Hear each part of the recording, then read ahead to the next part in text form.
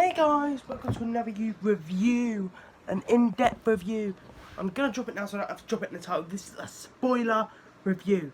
So I'm going to give you 10 seconds until that reaches 25 to click off the video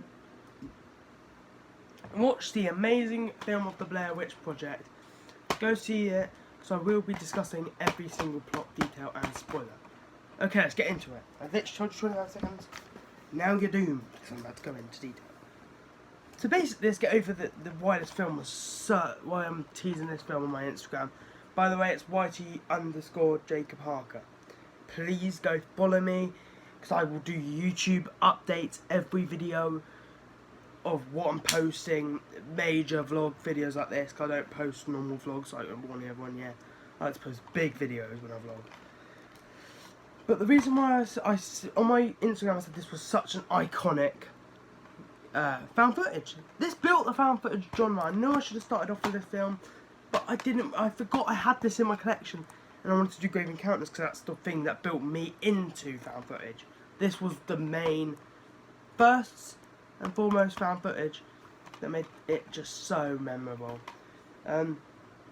The characters were great. They were unknown actors that were paid actually not to record another video, you know.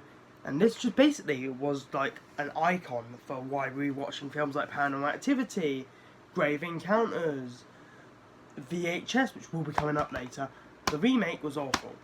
Like, it wasn't bad. I just didn't like the fact they just had to show the Blair Witch.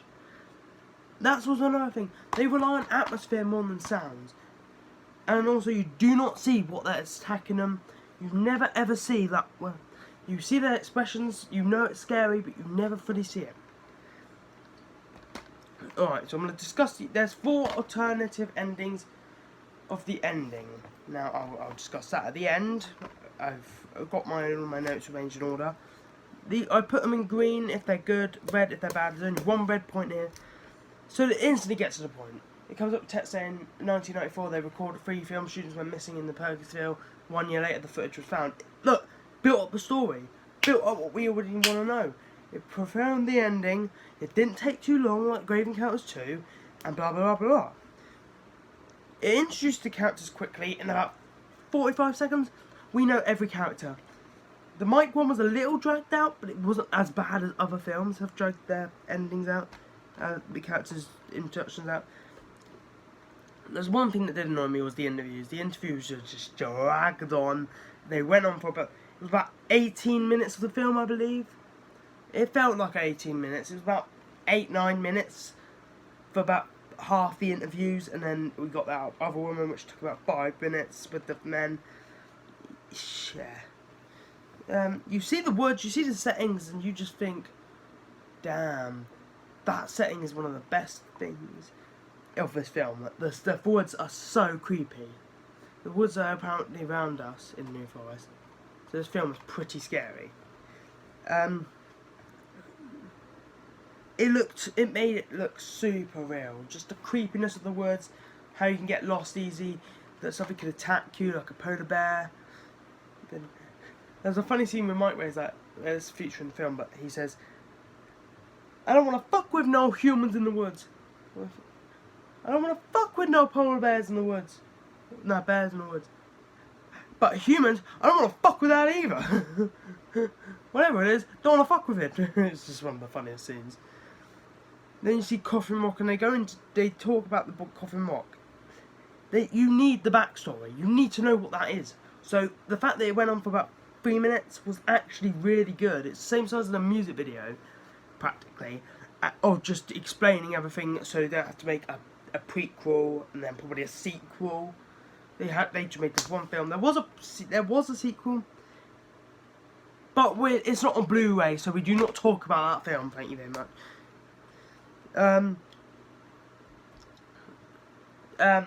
Instantly, right off the bat, you know the Blair Witch tactics: the sticks hanging off the trees, the piles of rocks, the backstory about the basement, which will be coming up later. And you first see the pile of rocks for 30 minutes into the film, so they instantly get right to the point. The second night, shit goes down. A pile of rocks. They hear noises in the first night, but you don't see that, which is what Also, another good thing, the Blair Witch is not seen throughout the whole film. Never seen. The sticks were hanging off the trees. So there was a scene where they were going in and they were like, record this. What the hell is this? And there was just trees hanging over. You find out Heather took one. Big mistake. There was tent rush lit. There was a scene where they were like, what was that noise? They recorded the outside, and then they went to bed. An hour later, their tape started shaking. They ran out, and that was the first time you saw genuine fear in all their faces, due to the fact that they actually saw what the Blair Witch looked like. Like, what the fuck is that? What the fuck is that? I'm not even kidding you. That is actually what they did in that, which is a bit annoying. The noise was a bit annoying, but you know, it's not. That's a good point. It does not show monster. But like I just said, it's amazing they didn't show the monster because you don't know what's attacking them. It could be a rat, or it could be a bloody big ass monster that you saw in the remake. Which I do have to admit though, remix and the Blair Witch did look cool, right? I'm not gonna say, but I like the mysterious. So I'm gonna classify him as a death, but Josh gets all this gloop stuff on his bag and stuff, and then it is announced that they lost the map. Mike threw the map into the den thing. He got stranded. They didn't know where they were. They're like, what the fuck? And Josh started to fucking fight him and shit. It's really awesome scene. Mike through the map was just such a good subplot of showing their immediate, they're fucked, you know. It's part of my language, but then it comes into fruition that they were effed from the beginning because Josh goes missing. They're like, we'll find him in the morning. They'll find him, we'll look for him, and then they look for him. They can't find him, so they put up the tent, fall asleep. The Blair Witch puts this branch with Josh's clothes all bloodied on there. She opens it, she finds a tongue and 5 or 6 of his teeth in that thing with loads of blood. Clearly fresh. So nothing, there was a, I haven't finished the film, but I know the ending. There's that scene where she basically says sorry to everyone that she's got involved. Her mum, dad, Mike, Josh, their mums, their dads, their girlfriends, their boyfriends, their brothers, sisters, siblings, anyone. She's like, I'm so sorry and we're going to die out here and the snot's coming down the nose. Which makes it feel genuine. And she, I really do like this film. Then we're going to skip a little bit ahead, like about 15 minutes after that. No, about 5 minutes after that, they get right to the hand. Because the pacing is so good, it's not long. It doesn't feel, at any point in the wood, after they get into the woods, it doesn't feel dragged out. There's a bit of walking scenes, but they're just so funny.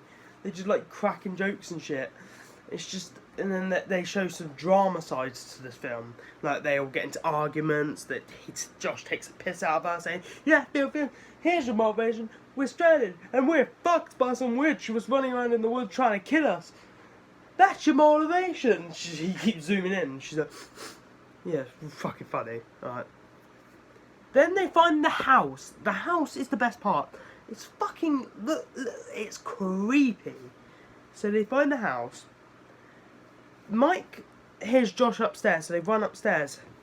And then Mike hears him downstairs. He runs downstairs while Heather's walking really slowly. And then Mike is whacked in the head. Now Mike is gone. Now she gets down to the basement. And the really cool thing is that when she gets down there, Mike is gone from where he was whacked. Dragged, and he was placed in the corner, which, by the way, in the story at Coffin Rock, they said that basically they made the kid stand in the corner because they didn't like being stared at, and he killed the rest of them, and then killed the guy in the corner. And we've got alternate, and then Heather finds Mike in the corner. That's the alternate endings. They changed the position of him, and Heather gets whacked, and Heather's fate is undisclosed, which I thought was a very good idea. So now we're going to go into the alternate endings. I think there's any deleted scenes. Let me just check. No, it's just ultimate. It's just ultimate endings. So the first alternate ending is him looking forward instead of backwards. So he's aimed like that. He's aimed at the corner, like facing the corner. This one is he's facing Heather when she's whacked. The second ending was Mike basically hanged in the corner. The third one was Mike levitating. And the fourth one was, I believe, I don't remember the fourth one, I don't watch the alternate endings, that fourth alternate ending, but I believe it was, he had a load of Blair Witch mannequin, oh I remember it now, he had a load of Blair Witch, like, wooden things around him, and I believe she was attacked by the Blair Witch. So that is my Blair Witch review. I'm going to give this one the highest review there is so far. A 10 out of 10. Best found footage film you can ever see. The camcorder quality shit, but isn't all of them. They're not made with 50 million. This was made literally in the 1990s. If you guys did enjoy my in-depth review and storyline breakdown of the Blair Witch Project, if you did, please do smash that button. And tomorrow I will be dropping a review on the remake. Bye-bye.